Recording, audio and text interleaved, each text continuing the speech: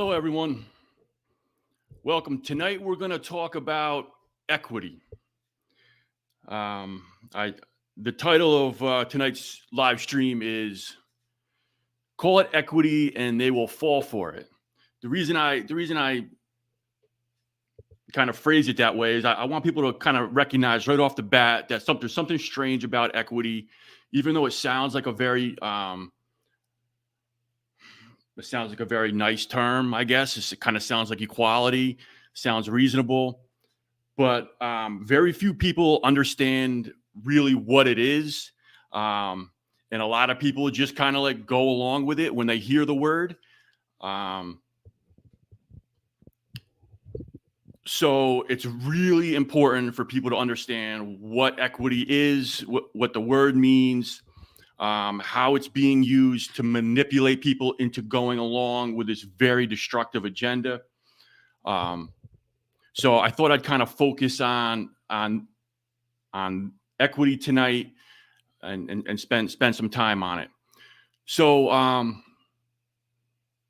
but I have a quick video to show you right off the bat here. But before I do, just just think for a second. Like when you hear the word equity, what does it sound like? What does it sound like to you? What do you think it is? If your school was saying that they're going to have an equity program, which by the way they all do, and your company has an equity program, which by the way they all do. What would you think? What do you think that is? How do you think that would impact either your job or the school or whatever organization that this is being brought into? What I'm going to do right now is I'm going to show you a video of how equity was brought into, well, I should say actually expanded into the New York State education system. And this is a video from a Board of Regents meeting from January 2019. Let me bring it up on the screen here real quick.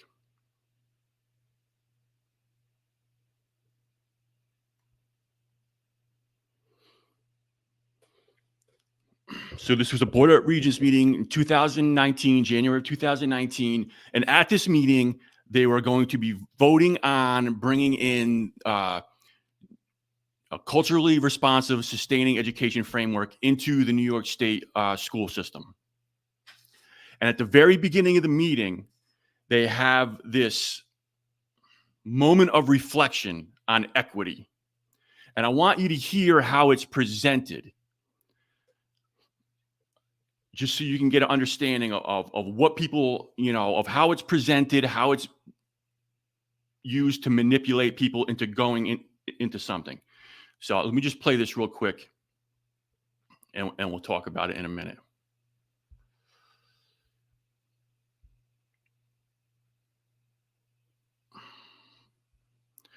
So this is, all right, this moment of reflection on equity was held at the beginning of the New York State Board of Regents meeting, just before the culturally responsive sustaining education framework was introduced to be voted on.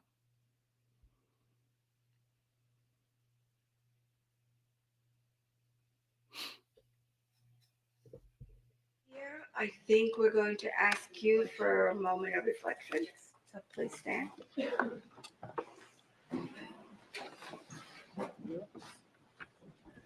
By the way, right off the bat, I just want to tell you something real quick here. The woman speaking here, her name's Betty Rosa. At the time, she was the chancellor of the Board of Regents.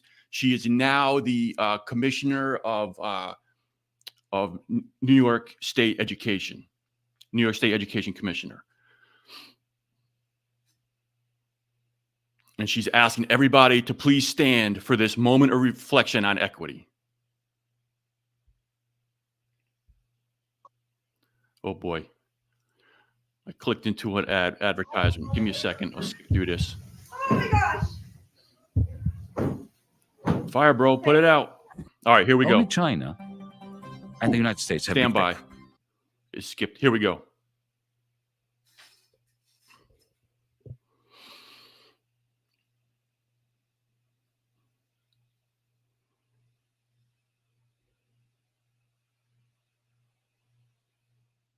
I think we're going to ask you for a moment of reflection. So please stand. Good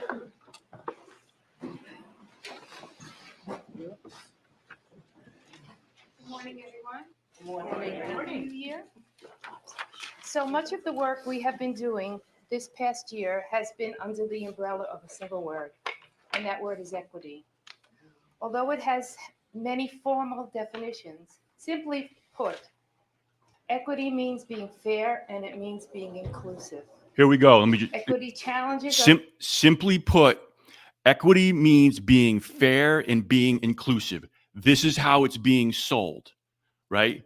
Why would you be against equity? It's just we just want to be fair. We just want to be inclusive, right? This is how it's being sold. Also, if this looks like a prayer to you, it's because it is. This is a religious cult. This is an equity prayer before to start the meeting. Simply put, equity means being fair and it means being inclusive. Equity challenges us to think in ways that provide opportunities for more personalized learning for learners and identifying different ways of measuring their success. Collectively, as a board, with equity as our focus, let's make this new year better than all others. Let's be courageous and creative in our thinking. Let's listen more to our stakeholders and to each other, and be mindful of the impact of the decisions we make on all those we serve, regardless of age, race, gender, SES, or level of ability. And we should also remember the significant role that parents play in the lives and education of their young children with disabilities. Thank you, Regency. Thank you. I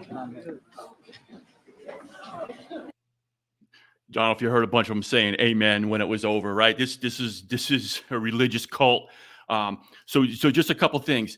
I cannot tell you how many people, how many teachers, how many administrators in the education system believe and just spout off that equity is just about fairness. It's about giving students what they need to succeed.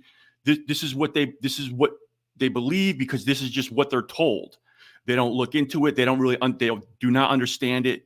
So this is, like I said, so the other thing too is here, just so you know, within this board here, there are different levels of understanding of what's going on. So I mentioned this woman here in the beginning, Betty Rose, the chancellor. She knows exactly what she is doing. She knows exactly what she is doing.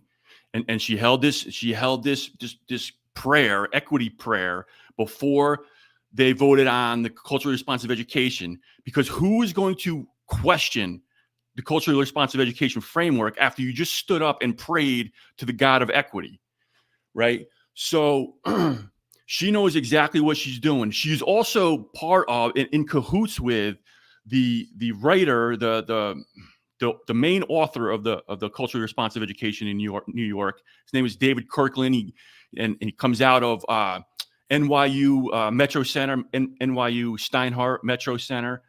So she's in cahoots with them. This is all kind of a what do you want to call it? Kind of a setup, a theater to get people to go along with it. And you can tell, like, most of these people sitting there have really no idea what's going on. They're just going along with the flow while these people bring this in. So that's the first thing you need to understand is that most people do not understand what equity is. And that's one of the reasons why I want to talk about it tonight and kind of raise more awareness about it. So what kind of like got me kicked into bringing this in tonight is I wanted to write a Substack essay about equity for a while. I just haven't been able to get around to it. So I'm glad I'll be able to do it tonight. But one thing that kind of got me kind of fired up about it is this Mark Cuban recently on Twitter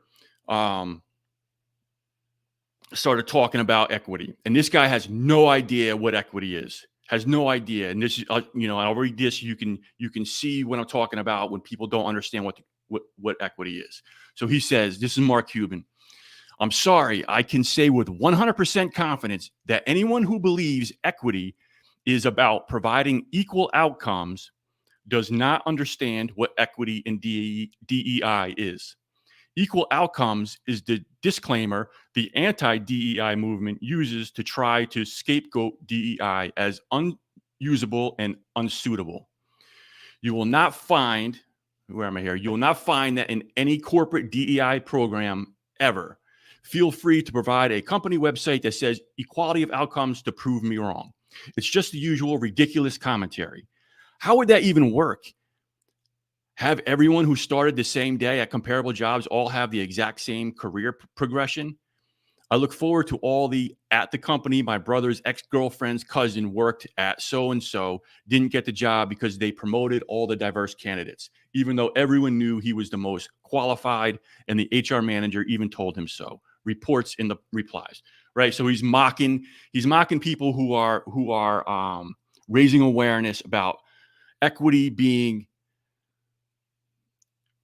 what it is, which is the push for equality of outcomes, and we'll get more into it as we go along. But I just kind of wanted to show you that this progression.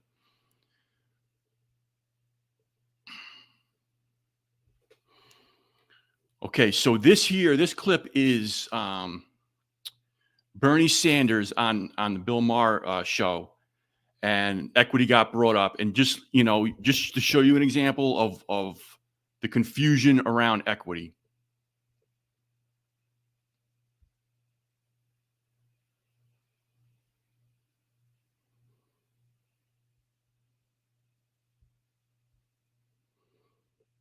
Okay, here we go.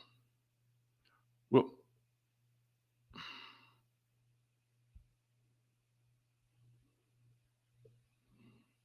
okay.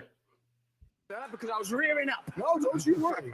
All right. Only compliments, my friend. With all the emphasis on DEI, are we confusing equality of opportunity with trying to guarantee equity in outcomes? Okay, that's interesting because I think this word equity has come into the language in the last few years. And before that, we didn't hear it a lot. And I think a lot of people hear equity and they hear equality. That like it's the same word. And it's not the same word in the same concept. So how would you differentiate between equity and equality? Well, equality, we talk about, I don't know what the answer to that is. Come to think of it, equality is equality of opportunity. All right? We live in a society, we want all people Right. to have whatever color your skin is. Equity, I think, is more guarantee of outcome, is it not? I think so. I think that's Okay. So which side do you come down on? So you can tell Bernie Sanders is pretty uncomfortable with this whole conversation. He doesn't know what he's talking about, and Bill Maher is kind of like talking him through it, or kind of like moving him in a direction, and you can just see Bernie Sanders is not comfortable with this conversation. And in fact, with the amount of equity programs that have been improved within the government, it's comical that he doesn't know what it is. And anyway, so here, I'm just going to back it up just a notch. Come to think of it, equality is equality of opportunity. All right? We live in a society, we want all people Right. to have whatever color your skin is. Equity, I think, is more guarantee of outcome, is it not? I think so. I think that's Okay. So which side do you come down on? equality. Equality. Yeah. Okay. Right. Boys, any comment on that one? I just didn't have that. Okay, so like I said, I just wanted to show that just the confusion around what equity is, and so you're starting to see here the back and forth between equality of opportunity and equity being and then equity being equality of outcome. You're starting to see like this interplay between equality of opportunity and equality of outcome. So equality versus equity.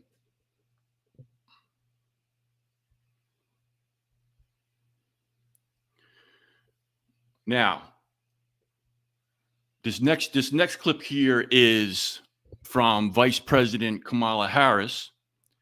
I believe this was either right after they got elected or right in the or during the campaign. I think it was right after. Well, let me see here. I'm pretty sure it was. It was an ad for the Biden-Harris campaign. Let me bring this up here.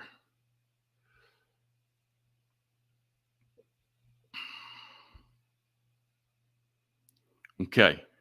So I'm going to play it through once. It's only about a minute long, 50 seconds long, and then we'll review it, going over it piece by piece. So there's a big difference between equality and equity. Equality suggests, oh, everyone should get the same amount. The problem with that, not everybody's starting out from the same place. So if we're all getting the same amount, but you started out back there and I started out over here, we can get the same amount, but you're still going to be that far back behind me. It's about giving people the resources and the support they need so that everyone can be on equal footing and then compete on equal footing. Equitable treatment means we all end up at the same place. Okay, there it was, right? So let's go through it clip by clip here. So right off the bat, she's saying equality versus equity, right? There's a big difference between equality and equity. So there's a big difference between equality and equity. Equality suggests, oh, everyone should get the same amount. So listen, so right off the bat, right here, this is the trick. This is the manipulation. This is the grain of truth in certain circumstances that trick people into going along with an agenda that's not what they think it is, right? So first of all, equality suggests, oh, everyone should get the same amount. First of all, equality when we talk about equality in the United States, we're talking about equality under the law. It's equality under the law. It doesn't mean that everyone ends up with this. Everyone should get the same amount, right? If you're looking at it from, you're passing out like whatever, you're pieces of gum, right? And you give everybody a piece of gum, and everybody gets the same amount. Okay, fine, that's equal, right? Something along those lines. But equality does not mean that everyone should get the same amount. But this is how it's being framed. This is how it's being framed right off the bat. So you're being drawn into this false framework where they control the narrative of how this is presented. Equality suggests, oh, everyone should get the same amount. The problem with that, not everybody's starting out from the same place. So here we go with the starting place problem, right? So she's saying that in the end, everyone should get the same amount. Equality of outcomes. This is what she's saying, right? But she's saying the problem with that is not everybody is starting out from the same place. So now you're going to start to see the shift from not only do they want equality of outcomes or pushing for equality of outcomes, but when they say equality of opportunity, they want everyone to be the same, not only at the end, but they want everybody to be the same at the beginning. And this is through their social engineering that they're going to try to do this by readjusting resources, readjusting shares to make everybody equal. So if we're all getting the same amount, but you started out back there and I started out over here, we can get the same amount, but you're still going to be that far back behind me. It's about giving people the resources and the support they need. See, that's what I was talking about before. That's like mostly how it's sold. It's about giving people the resources and support they need. So that everyone can be on equal footing and then compete on equal footing. Equitable treatment means we all end up at the same place. Equitable treatment means that we all end up at the same place. Equality of outcomes, right? There is another term for that. It's called socialism. And ultimately it's really, really equity is communism. But directly, the reason for that is because Marxian socialism is the goal of Marxian socialism is communism, right? But directly, equity correlates, or equity is directly equivalent to socialism.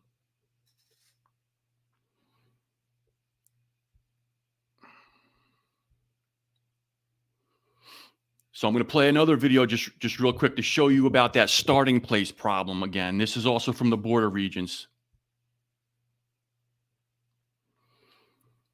And you can hear him talking. You can hear this region here talking about basically how they have to get equality of opportunity all the way down to basically, basically from the beginning of life. Well, let me bring this over here. Excuse me.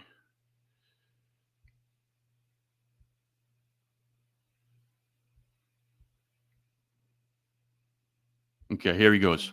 The large question is to what extent our values and our focus on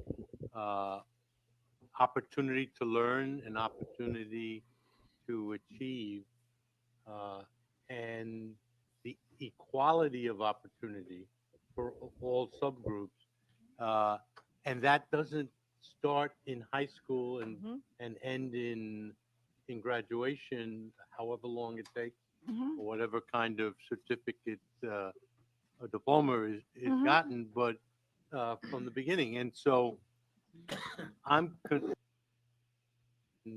the equality of opportunity for all subgroups, and that doesn't start in high school and end in graduation, however long it takes, or whatever kind of certificate a diploma is gotten, but from the beginning. And so I'm concerned about to what extent the context of testing and achievement in the 3 to 8 period is given as a floor that provides equality of opportunity or not.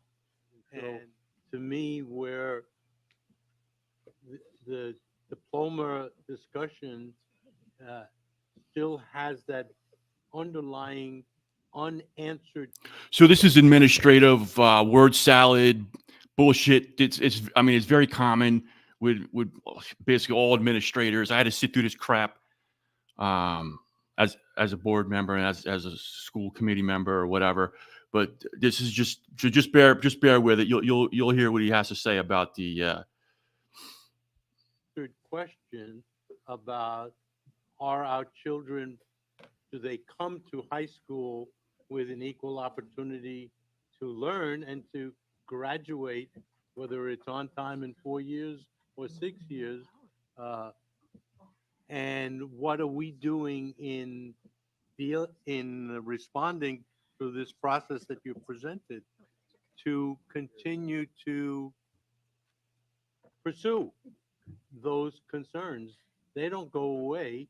The fact that we get kids in the 3rd year of their life, meaning pre-K, if they're not getting it equality of opportunity even earlier, we end up seeing things like we see in the reports from the field, the corrective action plans. So this is what he's saying, right?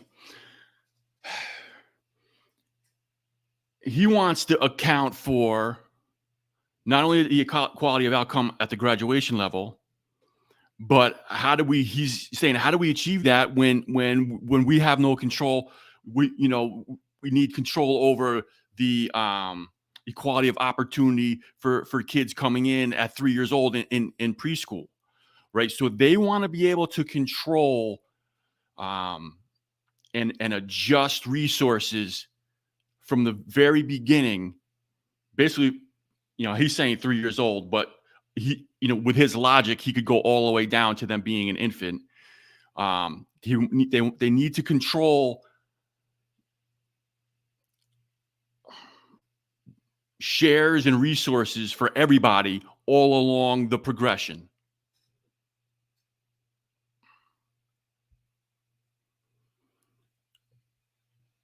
Now, this is an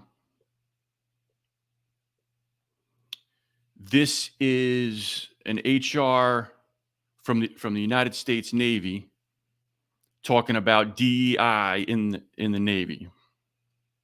Human resource officer.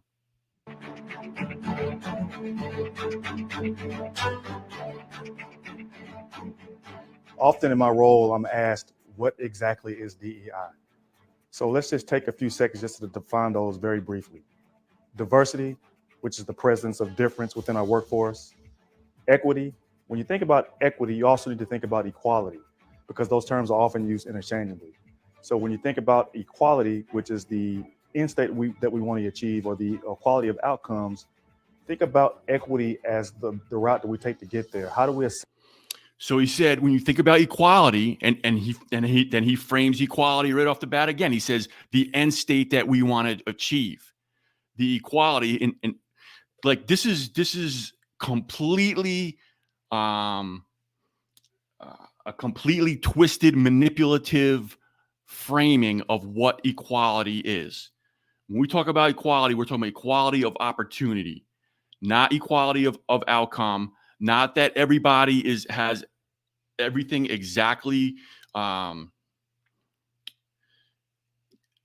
every single thing controlled in their life that by the state to make everybody equal along their life. So I just want to play it again, just so you can hear how they talk about the route that we take to get there. How do we comes? Think about equity as the route that we want to achieve, or the equality of outcomes. Think about equity as the route that we take to get there. How do we assess those different barriers and access to information to ensure that we all have the equal access to that outcome that we want to achieve? How do we all have access to that equal outcome that we want to achieve? Right. So the reason the point for me to show you these different videos is to show you in their own words that equity means, it doesn't mean, it's fairness and inclusion. It means socialism. It means communism. But because no one we're not familiar with the word. We just kind of hear it, and like it sounds kind of like equality, and you can hear how they go back and forth and kind of conflate the two between equality of opportunity and equality of outcome. They on one hand they say they're different, on the other hand they kind of conflate them to be the same. Excuse me.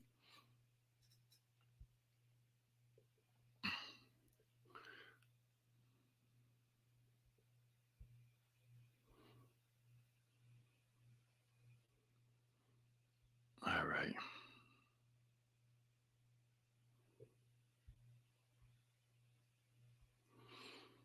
So this is an image.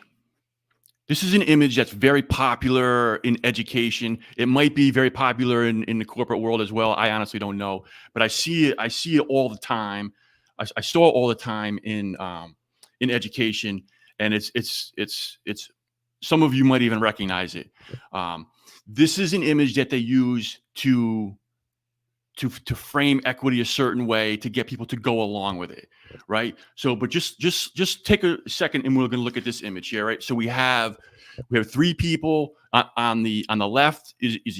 They're showing it as equality, and what they mean by equality in this picture, they're showing each person is being given one box to stand on, right? So that's in their framing, that's equality.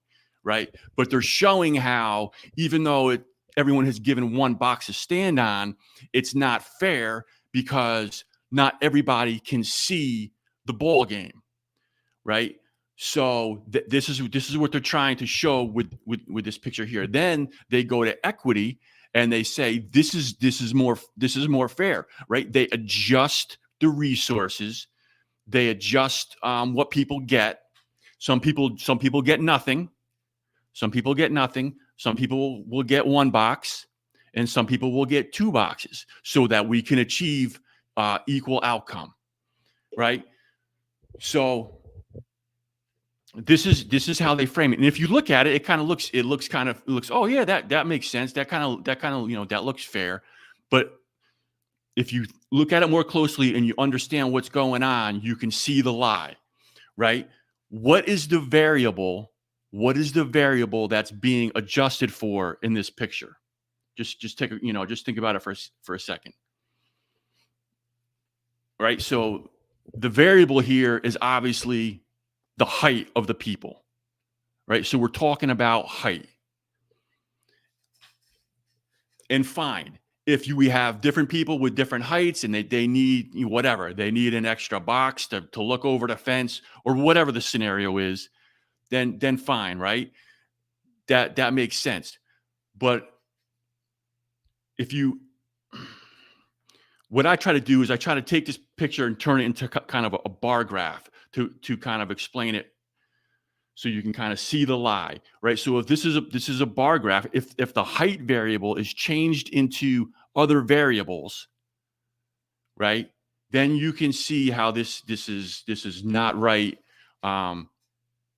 and it can end up being with big problems, right? So let's say instead of the variable being height, in this case, let's say the variable is we can say in a school setting, let's say it's the effort being put in, right? Or the work being done. Someone who's working really hard, right? So on the left, you will see the equality. If someone's working really hard, then other people, then they are likely to perform better versus somebody who's not paying attention, who doesn't care, who's not showing up to class. They're not going to perform as well, right? But in this case here on the right hand side, if you take equity and you take people who are working really hard versus people who are not working really hard, who are not showing up, who are not putting the effort in, but everyone it ends up at the same place, everyone gets the same grade, and everyone ends up graduating, whatever it is, you can see how this is a problem. But they trick you. They trick you by using height as the variable instead of other variables such as potentially competence, effort, whatever other factors that play into people being successful.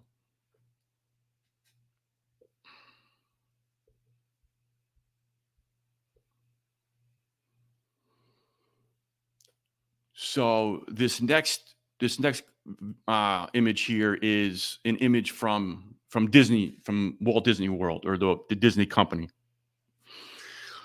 Just to show a quick example of, yes, this is in companies, and we could show you hundreds of different examples from sports to corporations to government.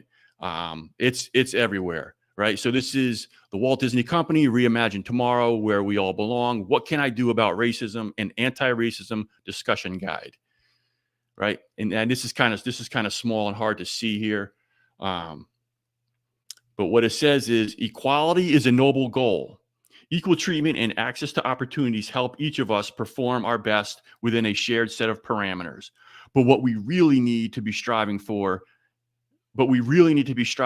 equity, where we focus on the equality of the outcome, right?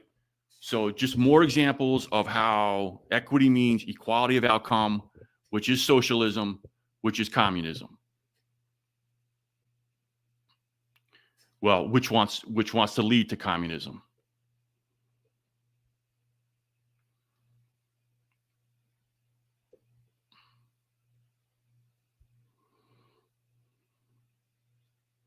All right, so I want to play this. I want to play this clip from James Lindsay's podcast where he discusses equity and justice.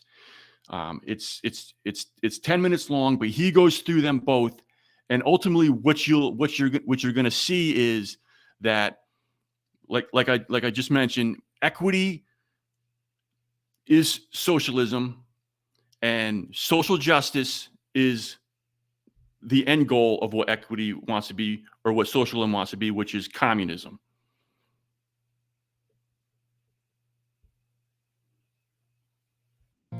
Hey everybody, this is James Lindsay. You're listening to New Discourses Bullets, where I give kind of a bullet point summary of a single woke Marxist topic so that you can understand it. I make these short, try to keep them around 10 minutes so that you can easily share them. So make sure to get these out, help people to understand. Today, the topic is going to be the relationship between equity or social equity and justice or social justice in woke Marxist theory. So I want to make the case, just to be very straightforward about it, that equity is the identity Marxist rebranding or the neo-Marxist rebranding of socialism, and that justice, when in the terms of social justice as used by woke Marxists, because it's a more ambiguous term, has other meanings. But when used by woke Marxists, what they're saying when they say we need racial justice is the equivalent of communism, in the same way that Marx saw the relationship between socialism and communism. So basically, I want to make the case that when you hear a woke Marxist say it, or an identity Marxist say it, equity means socialism or neo-socialism, and justice means neo-communism under their neo-Marxist identity theory. Okay, so how do we do this? How do we understand this? We have to look at how Marx looked at the concept and relationship between capitalism, socialism, and communism. For him, these weren't just economic systems, they're entire organizing principles for society. And capitalism organizes society around the use of private property, in particular, a special kind called capital that can be used to make more capital or more of itself. And he thought that this was an intolerable, inherently contradictory system, but also an inherently exploitative system. And the working class within that, the producers, would eventually be able to be awakened to the consciousness of their exploitation and alienation, and thus band together, that he thought it might happen spontaneously, into a workers' movement, a proletarian movement that would then seize the means of production, meaning material production and the levers of the state. So all the big corporations and the state and everything would come together under what he called a dictatorship of the proletariat, which is a name he borrowed from one of his followers, and they would administer an economy that makes people equal. And that would be called socialism. And Marx thought if you do this long enough, if you enforce this long enough, that people that live under that won't know how not to. They will become dependent on it, but they'll also, due to the indoctrination and programming with the theory, especially in schools and in re-education camps, which were called gulags in the Soviet Union, they will become dependent upon and believe that it is the only right way to live under a socialist or actually eventually communist program. Marx thought that if you administer this socialism long enough, this enforced, administered equality of outcomes long enough, and you indoctrinate people into the theory hard enough, that eventually people wouldn't be able to live otherwise and would think it's just the way that it should be, at which point the state that's administering this becomes unnecessary and redundant and would therefore wither away, entering us into a utopian state called communism at the so-called end of history. So capitalism, filled with contradictions, bursts itself open in a revolution.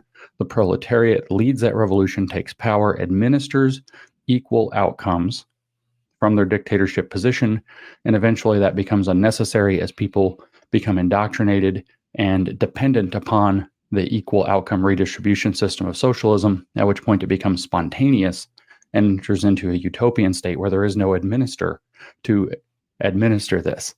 All of a sudden, you just have it being spontaneous from the ground up, and you have communism. And that's the progression through the last half of economic and material history, as Marx lays it out in his dialectical materialist historicism.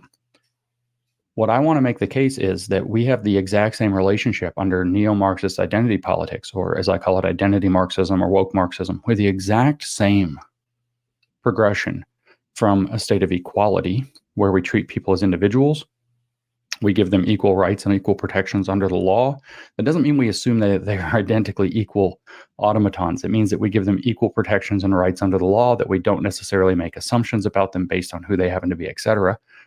Colorblind or identity blind equality is tantamount to this kind of state of capitalism.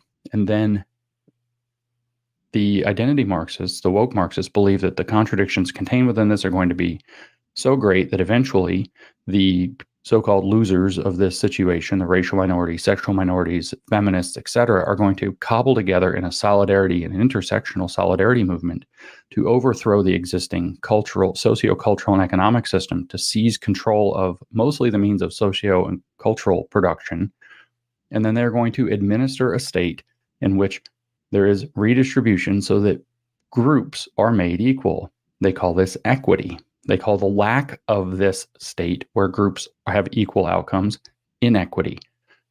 And so equity replaces socialism in the exact same philosophical, if you want, architecture. And so equity becomes an administered state.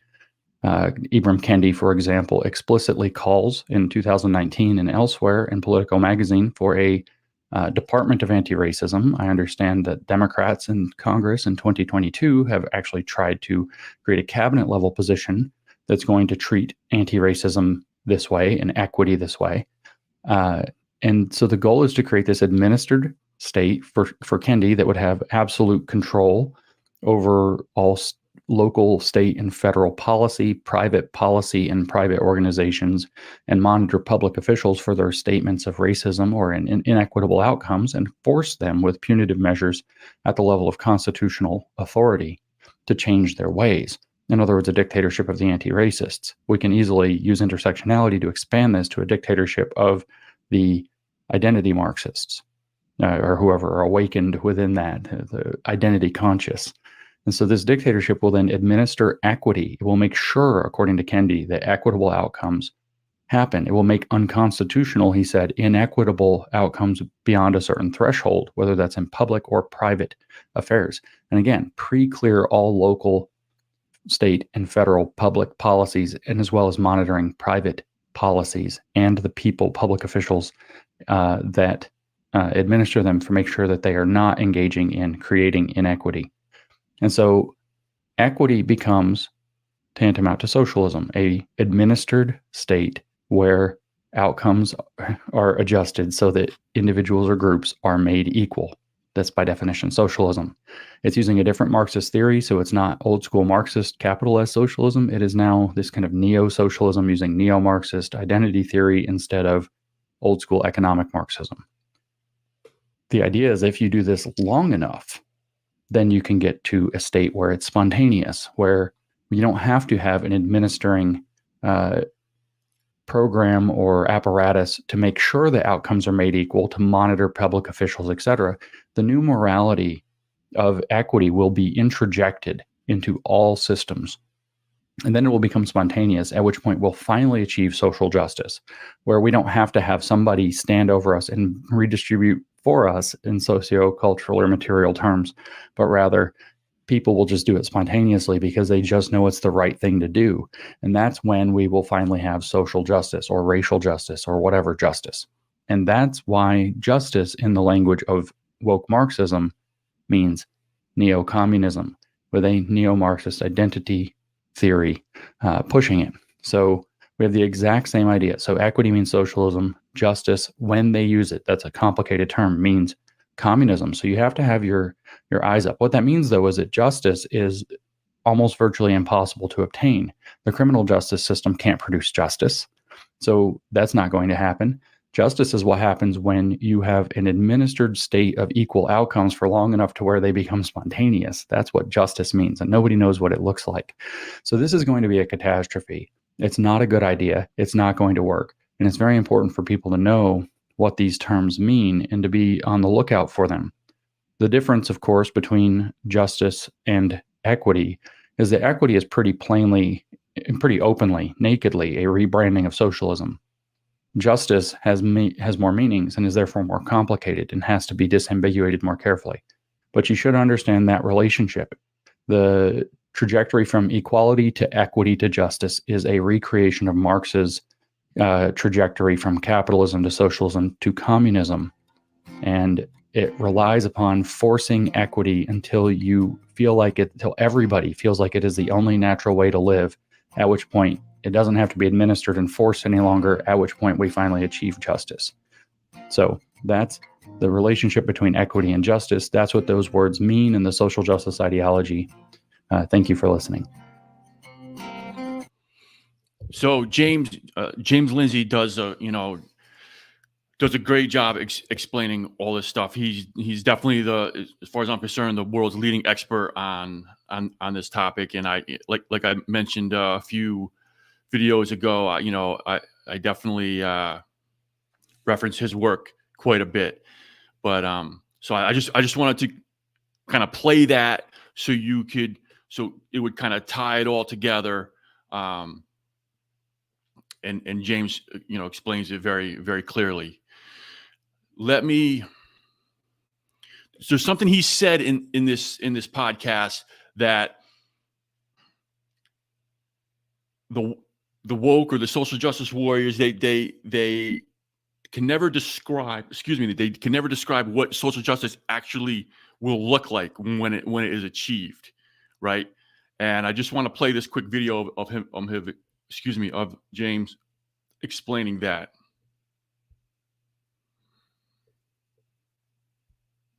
You ever heard a description of racial justice?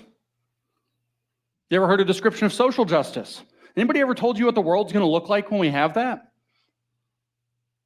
No, because they don't know. Because what it looks like is an endless sequence of not that. And so when they take power and they screw up, not that either. And there's another revolution and somebody else takes power that's deeper in the same mindset. And when that screws up, not that either. And by the way, it screwed up because the reactionaries, the conservatives, the normal people wouldn't let us do it right. So give us more power. We have more demands.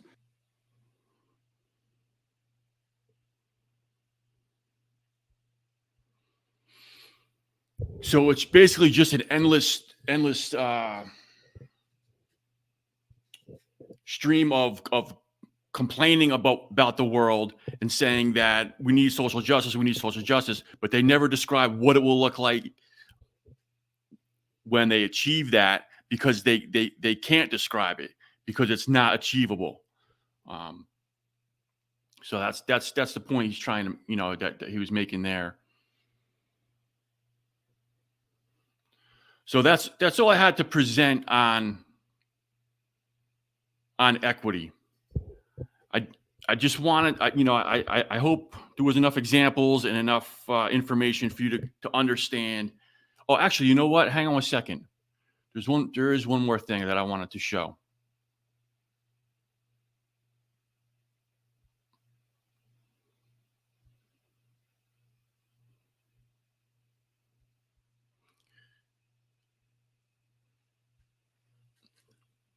So this is President Biden, right? This is from the White House website.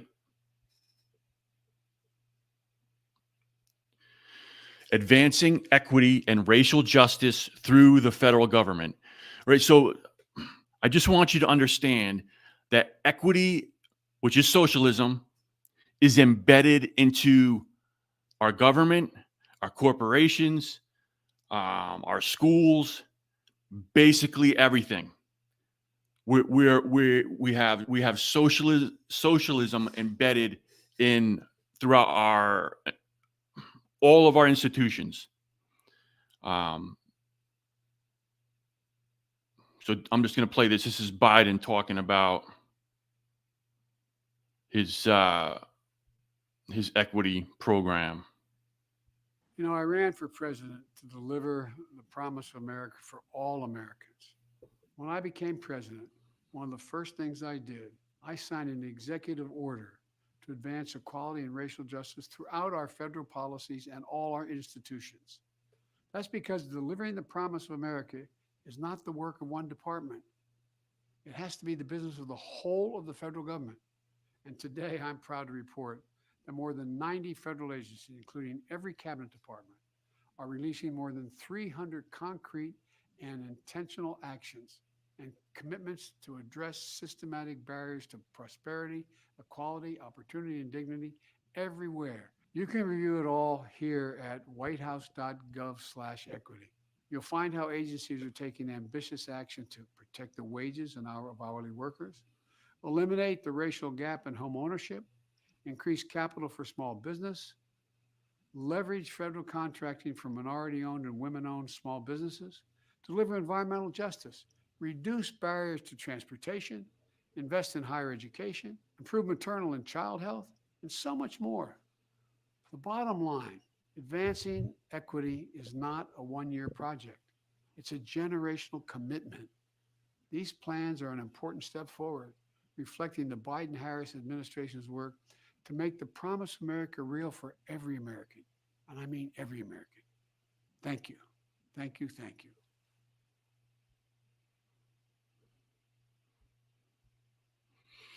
So,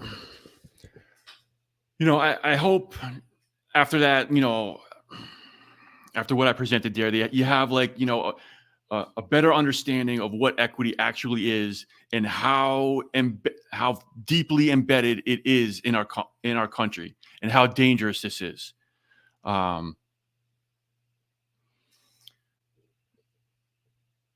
So the idea of Mark Cuban saying that, it's not about equality of outcomes and, kind of making a mockery of those of us that are raising awareness about it is a joke. He has no idea what he's talking about. And trust me, he's not the only one. There's a lot of people that don't understand what this is and how dangerous it is. So we have just a few minutes left here. I'm going to, for the time remaining, we'll see how it goes. Yeah, I'm going to play maybe one or two clips. They're not related to equity, but they are related to the things that we've been talking about. This particular one is about the corporate media and how people are waking up to the lies of the corporate media. So let me put this one in here. Okay.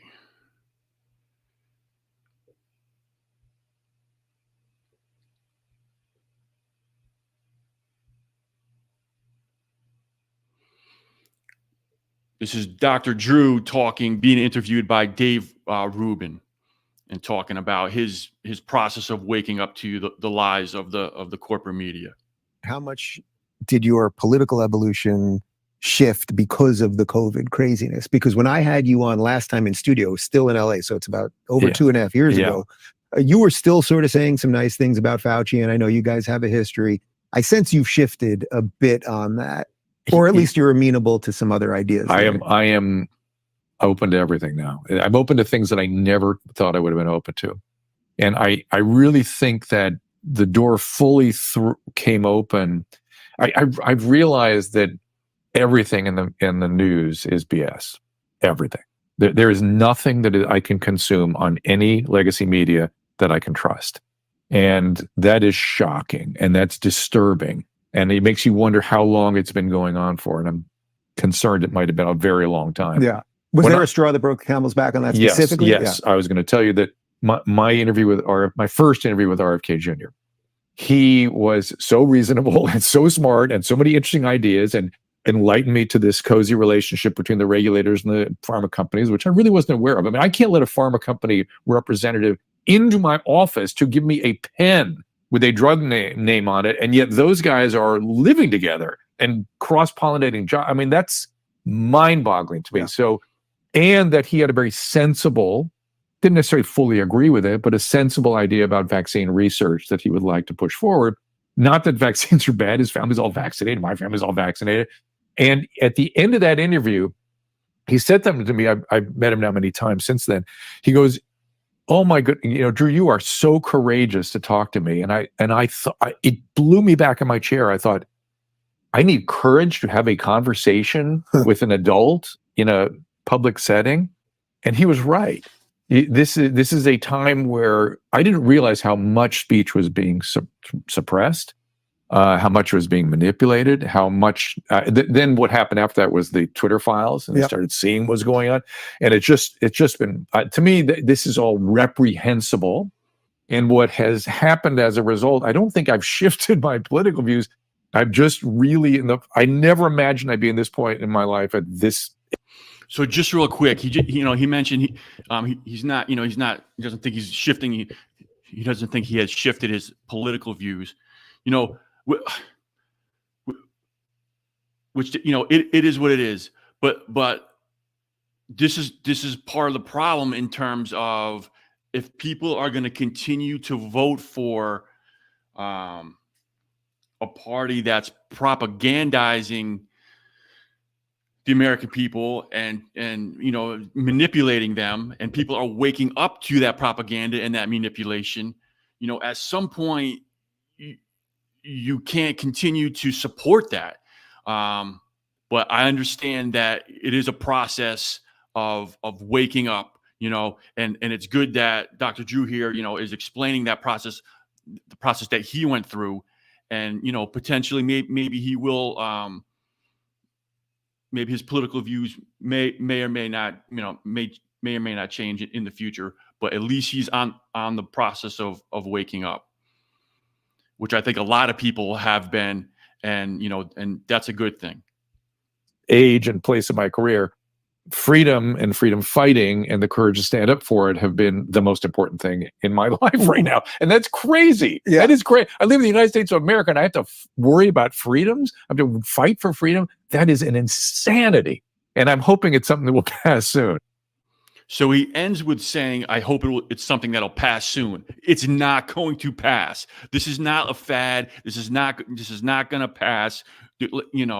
As I've been trying to explain, we are at war. We are under attack. Unless we, do what we can to push back against it, raise awareness. It's not going to stop on its own. It needs people to stand up against it. So it's great that Dr. Drew is waking up. A lot, as are a lot of people. But this is something that is not going to just stop on its own. So we're going to go ahead and we'll wrap it up here for tonight. I appreciate you following along. If you think anybody else that might be interested in the stuff that we're covering and I'm presenting here, please please share it with them. That would be helpful for me. If you'd like to subscribe to the channel, that would be helpful as well. I appreciate you tuning in, and we'll do it again next Thursday. Thanks a lot.